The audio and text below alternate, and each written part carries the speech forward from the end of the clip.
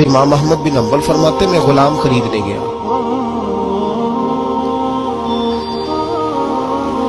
اس نے میرے ساتھ شرط رکھی کہ حضور آپ مجھے خرید کے لے جانے ہیں، میری شرط یہ ہے کہ میں دن کو آپ کی ڈیوٹی کروں گا، رات کو نہیں کروں گا. فرماتے میں لے آیا، گھر لا کے میں نے پوچھا تیرا نام کیا ہے؟ کہنے لگا حضور غلاموں کا نام نہیں ہوتا. کھائے گا کیا؟ حضور غلاموں کی چاہت نہیں ہوتی، جس نام سے پکارو گے آ جاؤں گا، جو دو گے کھا لوں گا. کہا کس کمرے میں رہو گے؟ کہا حضور غلاموں کے نخرے نہیں ہوتے. کہتے میں نے کہا پھر بھی یہ کمرے ہیں پسند کر لو. ایک ٹوٹا پھوٹا سا کمرہ اس نے پسند کر لیا. امام احمد بن حنبل فرماتے میں اسے کام بتاتا پر اتنی محنت سے کرتا کہ کمال کر دیتا، میرے اشارے سمجھتا. ایک دن میں تہجد کے وقت اٹھا، اس کے کمرے میں گیا تو وہ توبہ توبہ پکار رہا تھا.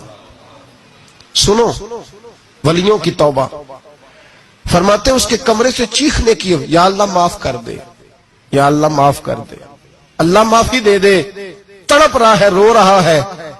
اور امام احمد بن حنبل فرماتے ہیں حال یہ ہے کہ اس کے کمرے سے لے کر آسمان تک نور ہی نور پھیلا ہوا ہے، نور ہی نور. اور وہ روتا ہے یا اللہ معاف کر دے، یا اللہ معاف کر دے.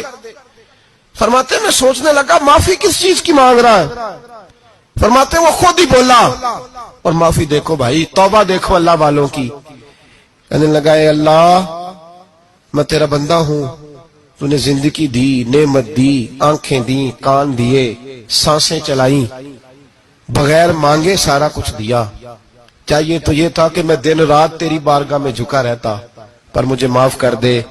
میرے اوپر امام احمد بن حنبل کے بھی حقوق ہے، میرے مالک کا بھی حق ہے، اس لیے میں دن سارا عبادت نہیں کر سکتا، بس 5 نمازیں پڑھ سکتا ہوں. رات میں جاگتا رہتا ہوں تیرے حضور. اللہ وہ جو سارا دن میں عبادت نہیں نہ کر پاتا مجھے معاف کر دے. خدایا میری غلطی معاف کر دے، اللہ مجھے بخش دے. اور راتی ساری کر کر زاری، نیند اکھاں تھی توندے، فجر اوہی گناہگار کا آون.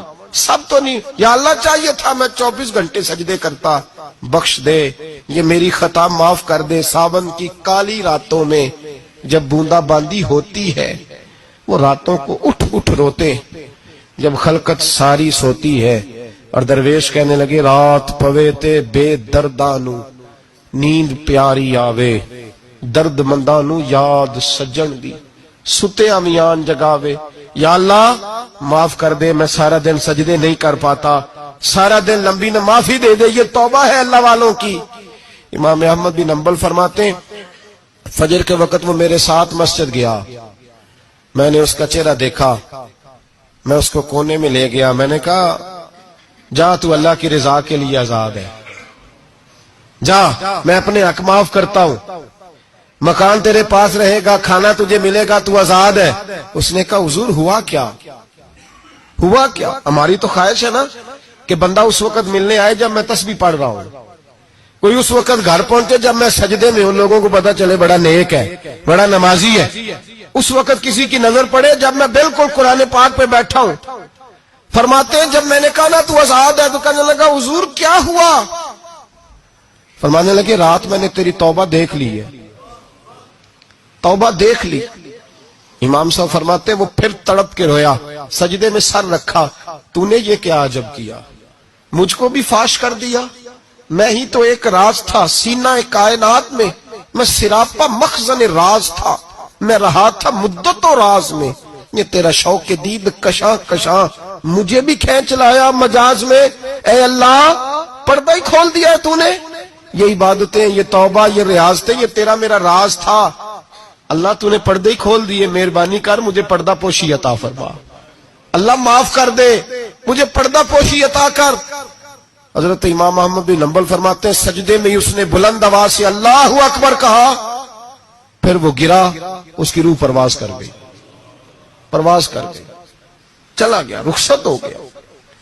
یہ عاشق کا جنازہ ہے، ذرا دھوم سے نکلے، محبوب کی گلیوں سے ذرا گھوم کے نکلے. او بھائی اس بات پہ بھی توبہ ہے کہ یا اللہ میں سارا دن نفل نہیں پیے، یہ اللہ کے ولیوں کی توبہ ہے. سارا کچھ کر کر آ کے نا، سارا کچھ کر کر آ کے پھر بھی معافی. ड्यूटियां करके सारी फिर भी माफी, या अल्लाह माफ कर दे। सारा दिन इबादत करके फिर भी अल्लाह बख्श दे। वो नेकोकार होने के बावजूद तौबा करते हैं, यहां गुनाहगार डटे हुए।